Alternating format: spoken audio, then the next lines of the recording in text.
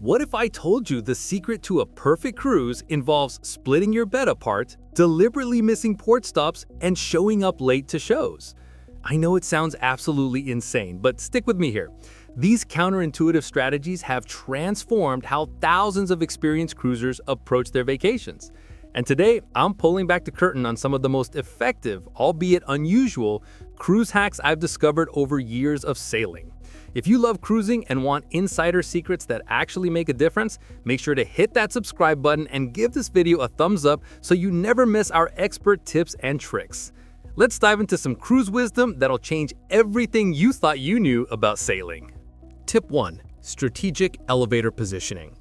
Let me paint you a picture from my recent sailing aboard one of the world's largest cruise ships. There I stood, watching elevator after elevator pass by, absolutely packed with passengers, towels draped over shoulders, rolling suitcases threatening to tip over, kids juggling ice cream cones while parents desperately press buttons. I counted 5 completely full elevators before I finally surrendered and took the stairs, huffing up 2 decks like I was training for a marathon. The next morning, I tried something completely different. Instead of heading to the obvious elevator bank right near my cabin, I walked an additional 30 seconds down the hallway. What I found changed my entire cruise experience. An elevator sat there, doors wide open, completely empty, practically begging for passengers. No wrestling for position, no awkward silence while squeezed between strangers, no waiting through multiple stops. Here's what most passengers don't realize about megaships. The cruise line strategically place multiple elevator banks throughout the vessel, but human nature drives everyone to the most convenient, most visible option. The elevators near the main thoroughfares become congested nightmares, while those tucked slightly out of the way remain ghost towns. Experienced cruisers know this secret and use it religiously. This isn't about being pushy or cutting ahead of anyone. It's simply about understanding ship geography and making smarter choices. On your next cruise, take 60 seconds to explore the hallways on your deck. You'll likely discover alternative elevator banks that save you countless minutes of frustration throughout your voyage. Tip 2. The double entree revolution. Picture this dinner scenario. You're sitting in the main dining room, studying the menu with the intensity of someone taking a final exam. The grilled salmon sounds incredible, but so does the braised beef. Your dining companions are facing similar dilemmas, everyone trying to make that perfect choice. Here's where I'm going to blow your mind with something that sounds gluttonous, but is actually brilliant. Order both. The first time I tried this, I couldn't decide between 2 spectacular sounding dishes. My server didn't even blink when I ordered both the seafood special and the steak. When those plates arrived, something magical happened. Our entire table transformed into a tasting experience. We started passing plates around, sampling each other's choices, debating the merits of different preparations, comparing flavors and textures. What started as indecision became the highlight of our evening. Here's why this works so beautifully on cruise ships. Your meals are already included in your fare, so you're not adding extra cost. The portions in most main dining rooms are intentionally modest, designed to let you enjoy multiple courses without feeling stuffed. The culinary team has often spent considerable time developing these menus, incorporating regional influences from your ports of call. By ordering 2 entrees, you're not being wasteful, you're exploring the chef's full range of talents. And here's the best part. Your servers actively encourage this behavior. They want you to experience everything the kitchen can create. So next time you're torn between 2 options, throw convention out the porthole and order both. Tip 3. The split bed strategy. This tip gets the strangest looks when I first mention it, so bear with me. Even if you're traveling with your spouse or partner, consider asking the crew to split your double bed into 2 separate twins. Yes, you read that correctly. My wife initially thought I'd lost my mind when I suggested this on our first cruise together, until she experienced the practical magic of this arrangement. In the confined quarters of a typical cruise cabin, especially those inside or ocean view rooms without much square footage, that standard double bed creates a navigation nightmare. One person ends up trapped against the wall, climbing over their partner like they're competing in some kind of bedroom obstacle course just to reach the closet. Drawers become inaccessible, storage spaces remain perpetually out of reach, and the simple act of getting dressed turns into a choreographed dance routine. Splitting the bed changes everything. Suddenly, you've got a walkway down the center of your cabin. Both people can access their storage independently. Those little cubbies and compartments you didn't even know existed become usable. The space doesn't physically expand, obviously, but the functionality increases dramatically. I've talked to veteran cruisers who sailed on everything from Norwegian's newest ships to MSC's Mediterranean beauties, and this trick appears consistently in their advice. You'll sleep just as comfortably, and you'll move through your cabin with significantly less bumping, climbing, and apologizing. Tip 4. The strategic port skip. Now, here's advice that sounds completely backwards to most travelers. You've paid for this cruise partially because of the exotic ports on the itinerary, right? You want to see every destination, explore every city, maximize every opportunity. But here's my counterintuitive suggestion. Deliberately skip at least one port day and stay aboard the ship instead. While thousands of passengers shuffle off the vessel, fighting through crowded gangways, waiting in endless shore excursion lines, and navigating tourist mob streets, you'll be experiencing something entirely different. The ship transforms when the majority of passengers disembark. Suddenly, that cruise liner built to accommodate thousands is serving just hundreds. Every amenity becomes immediately accessible without competition. Think about what modern cruise ships offer. We're talking about engineering marvels with skydiving simulators, elaborate water parks, world-class spas, specialty restaurants, and entertainment venues that would impress any land-based resort. Cruise lines pour hundreds of millions of dollars into creating these floating cities, yet most passengers only experience them in crowded conditions. On a port day while everyone's gone, you get the authentic luxury experience. Slide into that rooftop jacuzzi with nothing but open ocean surrounding you. Book that spa treatment without waiting weeks in advance. The crew members have more time to chat and provide personalized service. Not every port deserves your time anyway. Sometimes the best destination is the journey itself. Tip 5. Magnetic hooks magic. Here's one of those embarrassingly simple tips that seems too basic to matter, yet makes an enormous difference in daily cruise life.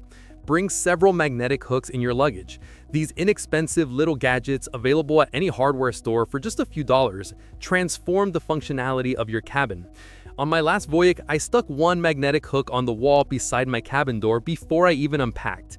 That single hook became the dedicated home for my lanyard and keycard. No more frantic searching every time I wanted to leave the room. By mid-cruise, I had deployed magnetic hooks throughout my cabin. One held my baseball cap, another served as the drying spot for wet swimsuits, a third hook held my lightweight backpack ready to grab for port days. Modern cruise ships are constructed with metal walls, making them perfect for magnetic accessories. You can position these hooks anywhere you need them without damaging walls or violating ship rules about adhesives. The housekeeping staff actually complimented my organizational system because my tiny inside cabin looked more orderly than some of the suites they service. These hooks cost almost nothing and take up virtually no packing space, yet they deliver value every single day of your cruise. Tip 6. The upgrade gamble. Cruise lines have gotten increasingly sophisticated about offering cabin upgrades, often through bidding systems. The temptation is powerful. Bid low, maybe get lucky, score a balcony cabin for inside cabin prices. Sounds perfect, right? Let me share why this strategy often backfires in ways you won't expect. A friend of mine got incredibly excited when her upgrade bid was accepted. She went from a basic inside cabin to a balcony room, seemingly hitting the cruise lottery. That excitement lasted approximately until 10 o'clock her first evening, when the nightclub directly below her cabin came alive. Every bass beat vibrated through her floor. She spent that entire cruise sleep-deprived and miserable, wishing she had kept her original quiet inside cabin. The fundamental problem with upgrade bidding is the lack of control. You're letting the cruise line assign you whatever cabin they need to fill, which often means the least desirable accommodations in that category. Maybe it's near the engine room with constant vibration. Maybe it's below the basketball court where teenagers slam balls until midnight. You simply don't know what you're getting. Experienced cruisers take a different approach. They research cabin locations extensively before booking, reading reviews, consulting deck plans, understanding ship layout. They book the specific cabin they want in the specific location they've determined is ideal. Book what you'll be happy with from day one, and you'll enjoy your cruise significantly more than gambling on an uncertain upgrade. Tip 7. Over-door organization. Let me tell you about my first transatlantic crossing when I learned this lesson the hard way. I hadn't packed any organizational tools, thinking the cabin would provide adequate storage. By the third day at sea, my bathroom counter resembled a disaster zone. Sunscreen bottles rolling onto the floor every time the ship moved, charging cables tangled with hairbrushes, medications mixed with cosmetics. Midway through that crossing, my neighboring passenger noticed my struggles and handed me her spare over-door shoe organizer. That simple fabric contraption designed to hold shoes over a closet door completely transformed my cabin experience. I hung it on the bathroom door, and suddenly every one of those clear pockets had a purpose. Toiletries in one section, medications in another, electronics and chargers in a third area, snacks tucked into bottom pockets. Cruise bathrooms are notorious for limited storage. You typically get a small counter, maybe one tiny shelf, and a medicine cabinet that barely holds a toothbrush. For a week-long cruise, that's laughably inadequate. An over-door organizer solves this problem elegantly. These organizers are lightweight, fold flat for packing, and cost under $15. They work on virtually every cabin door without any installation required.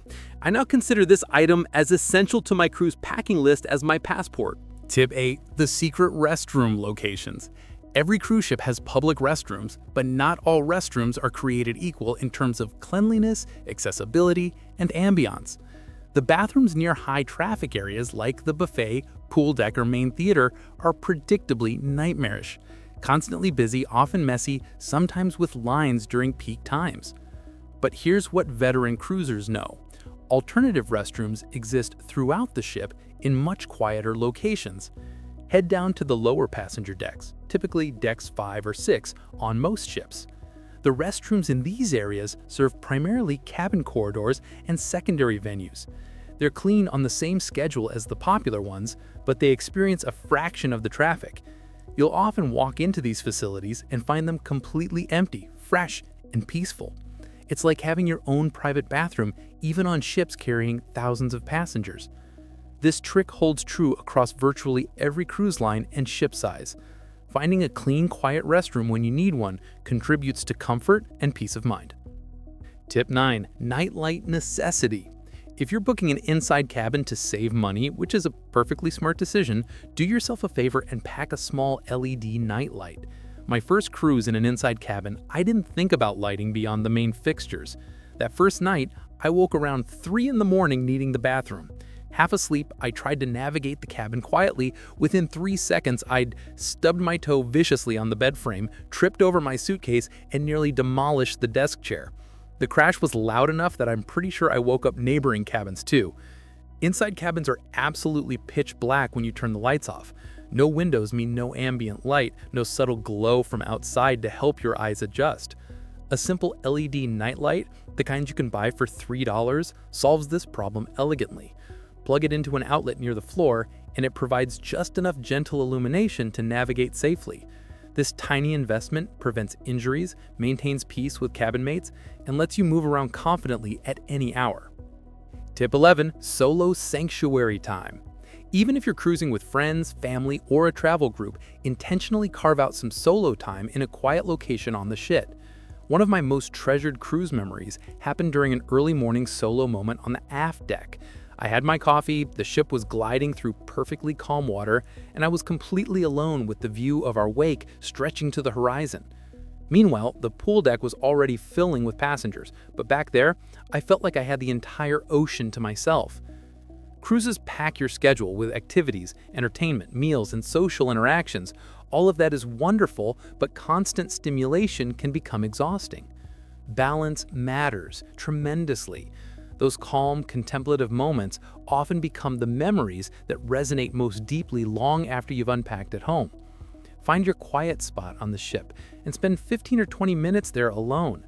You're not being antisocial, you're creating space for reflection and peace that makes the busy moments more enjoyable. Tip 14. Collapsible bottle brilliance. Skip the bulky, hard-sided water bottle and pack a collapsible one instead. I carried a foldable water bottle in my shore excursion bag on one cruise. When empty, the bottle compressed down to roughly the size of a wallet.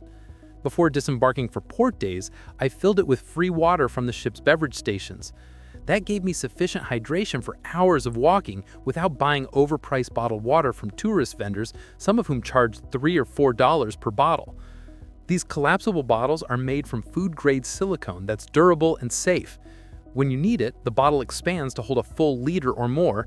When you're done, you squeeze out the air and fold it flat. This approach saves money, reduces plastic waste, and ensures you always have water available during short excursions. Tip 15. Crew recognition photography. Here's a gesture that seems small, but creates impact far beyond what you might expect. When you encounter a crew member who provides exceptional service, snap a quick photo of their name tag with your phone. At the end of your cruise, use those names when filling out your passenger survey. On one cruise, I made a point to remember and specifically mention a bartender who had made our evening special with his friendly service. I wrote about him by name in my end-of-cruise survey. A year later, I received a Christmas card from him. He'd kept a copy of my comments, and that mention had helped him earn a promotion. Cruise lines actually use these survey mentions in staff performance reviews. When you specifically name crew members who made your cruise better, you're directly contributing to their career progression. After a week of activities, the specific names of outstanding crew members fade from memory. That quick photo preserves the information you need to give them proper recognition later. That's 15 cruise tips from the practical to the downright quirky that can make your next voyage smoother and way more fun. Tried one of these before? Drop it in the comments, I'd love to know. And if you found a new idea today, make sure to hit that like button, share this with your cruise buddy, and subscribe for more real-world cruise wisdom. Until next time, smooth seas, smart hacks, and unforgettable memories. Safe travels.